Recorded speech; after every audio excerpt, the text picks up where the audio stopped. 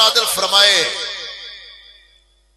अल्लामा शाह अहमद नूरानी सिद्दीकी रहमतुल्लाह अलैह की कब्र अनवर थे, हजरत अल्लामा मौलाना अब्दुल मुस्तफा अल अजरी रहमतुल्लाह अलैह की कब्र अनवर थे।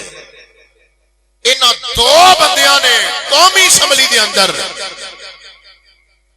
पूरी असैंबली को इस समरी ते साइन करवा के मुतफिका तौर पर करारदाद पेश की कि जेड़ा नबी पाक सल्लल्लाहु अलैहि वसल्लम तो बाद कोई नवा नबी मन्ने किसी भी सूरत के अंदर ओदा इस्लाम नाल कोई तल्लक नहीं, वो काफिर है। जेड़ा बंदा इस्लाम कबूल करने तो बाद किसे बंदे नू किसे हैसियत दे नाल किसे हवाले दे नाल